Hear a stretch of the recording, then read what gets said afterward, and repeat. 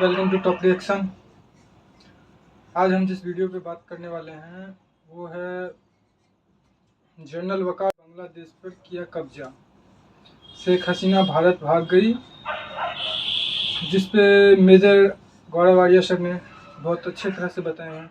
चलिए सुनते हैं। शेख हसीना भाग गई है। आखिर बांग्लादेश भी पाकिस्तान का हिस्सा था। एक तीस्ता रिवर का प्रोजेक्ट दे दिया जाता है भारत को और फिर लोगों ने चढ़ाई कर दी शेख हसीना के घर पे, जो ऑफिशियल प्राइम मिनिस्टर का घर था, उसके ऊपर चढ़ाई कर दी। शेख हसीना ने बांग्लादेश छोड़ दिया और लोगों का कहना है कि अगरतला में उसका चॉपर लैंड कर चुका है। ये वही बंगा बंधु है जिसने ईस्ट पाकिस्तान को बांग्लादेश बनाया था। दोस्तों भूलना नहीं है कि वही बंगा बंधु है जिसने ईस्ट पाकिस्तान को बांग्लादेश बनाया। एक छोटा मोटा फैक्टर अमेरिका का भी है। अमेरिका भी नाखुश था और आज भी है शेख हसीना के साथ। अमेरिका भी नाखुश था, लेकिन इसमें मोटा काम चीन का है। और आप देख रहे हैं चाणक्य डायलॉग। इस वीडियो को लाइक करिए, हमारे चैनल को सब्सक्राइब करिए, बेल आइकन दबाना बिल्कुल मत भूलिएगा। दोस्तों शेख हसीना भाग गई है। शेख हसीना ने बांग्लादेश छोड़ दिया और लोगों का कहना है कि अगरतला में उसका चॉपर लैंड कर चुका है कुछ समय पहले। जब तक आप ये वीडियो देखेंगे आपको आगे की भी खबर मिल चुकी होगी मेन स्ट्रीम मीडिया से, लेकिन वहां पे रिजर्वेशन यानी कि आरक्षण को लेकर बड़ी सारी प्रॉब्लम्स हो रही थी। लगभग 100 लोग, मोटा मोटी बता रहा हूं, लगभग 100 लोग मारे गए और फिर लोगों ने चढ़ाई कर दी शेख हसीना के घर पे, जो ऑफिशियल प्राइम मिनिस्टर का घर था, उसके ऊपर चढ़ाई कर दी।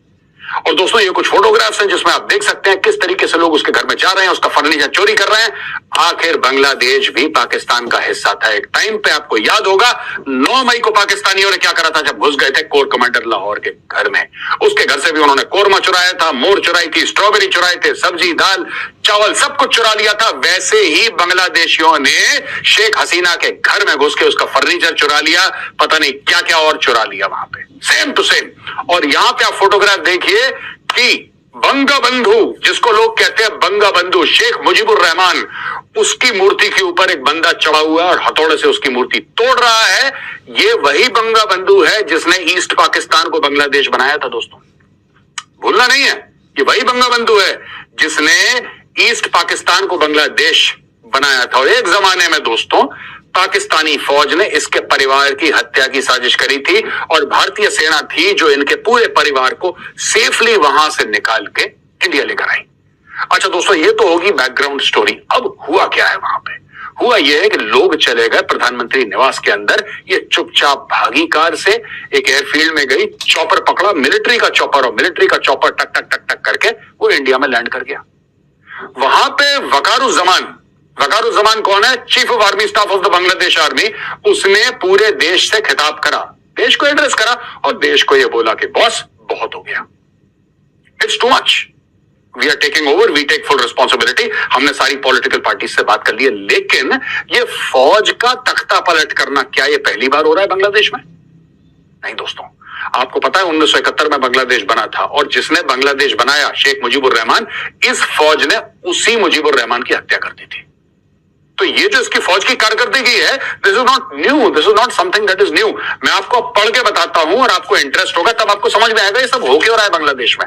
ये देखो साहब, अब मैं पढ़ के ही बता देता हूं। आपको सामने लिखा हुआ है अगस्त 15 माफ करना 1975 को first major coup when Sheikh Mujibur Rahman was assassinated. दोस्तों इस पूरे कांड में 6 बांग्लादेश के अफसर मुलव्विस थे और इनमें से शामिल मेजर सैयद फारूक रहमान, मेजर खांडकर अब्दुल रशीद, इन दोनों ने मिलकर शेख मुजीबुर रहमान की हत्या करी, उसके परिवार को भी मार दिया। शेख रेहाना और शेख हसीना, ये दोनों बहनें बाहर थी। शेख हसीना आप जानते हैं जो भी भागी है, ये भी बाहर थी, और शेख रेहाना इसकी बहन ये भी बाहर थी, इसलिए वो बच गए। पूरे खानदान को इन्होंने नस्ते नाबूद कर दिया और खांडेकर मुश्ताक अहमद राष्ट्रपति बन गया बांग्लादेश का। एक और कांड 1975 में Sheikh Ziaur Rahman appointed chief of army staff और सितंबर में indemnity ordinance provided legal cover, उन्होंने ये भी कांड कर दिया। फिर दोस्तों नवंबर 3, 1975 में ब्रिगेडियर जनरल खालिद मुशर्रफ एक और आया। ये सारा का सारा 75 के कांड है। ये सारा का सारा 75 का कांड है। अगस्त में शुरू हुआ, नवंबर तक चलता चला आ रहा है। 3 नवंबर 1975 को ब्रिगेडियर जनरल खालिद मुशर्रफ ने फिर से एक कू करी और जिन्होंने कू करी थी उन पर डबल कू कर दी। यानी कि जिन्होंने विद्रोह करा था, विद्रोहियों का भी बाप निकला, इन्होंने उसके खिलाफ विद्रोह कर दिया, leading to the death of 4 leaders and Ziaur Rahman house arrest. उस बंदे का कर दिया हाउस अरेस्ट। और 7 नवंबर को अनदर कू। अच्छा, यहां पे हफ्ते हफ्ते का, जैसे एक जमाने में चित्रा रहा था दोस्तों, वैसे बांग्लादेश में कूज होते थे। 7 नवंबर को another coup by left wing forces freed Ziaur Rahman, paving way to the presidency. तो आप समझ लो 3 नवंबर को ये जेल गया, 7 नवंबर को राष्ट्रपति बन गया उसी साल में। ठीक है जी। अच्छा, बाकी 1982 लेफ्टिनेंट जनरल इरशाद ने फिर एक पावर सीज कर लिया, फिर एक कू हो गया। फिर 2007 में लेफ्टिनेंट जनरल मोइन अहमद ने फिर एक कू करा, फिर उसने तख्ता पलट कर दिया। अच्छा, यहां पे दोस्तों बात यह है कि चीन का एक बहुत बड़ा हाथ है इस पूरे मैटर में। और चीन का क्या हाथ है? सबसे पहले तो शेख हसीना गई, हमने कवर करा था टीसीडी हिंदी में। शेख हसीना गई और शेख हसीना ने चाइना में जाके जो भी अपना काम करा, वहां पे उनको सिग्नल गड़बड़ दिखाई दिए। देखा कि वो प्रोटोकॉल नहीं मिल रहा उनको, उन्होंने देखा वो इज्जत नहीं मिल रही, और जो पैसा देने की बात करी थी चीन ने अपने हाथ भी पीछे कर लिए।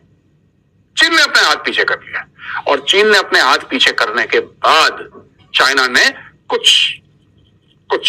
5 अरब की बात हुई थी, कुछ 100 मिलियन में रफा दफा करने की कोशिश करी, और उनको प्रोटोकॉल नहीं मिला, उनको बुरा लगा, वो वापस आ गई। वहां पे साथ ही साथ सारा गेम चल रहा है कि तीस्ता रिवर का प्रोजेक्ट दे दिया जाता है भारत को, और वो खुले कहती हैं शेख हसीना कि चीन को ये नहीं देना है। इसके अलावा दोस्तों मोंगला पोर्ट का प्रोजेक्ट भी चाइना को जाना था, चाइना को नहीं गया।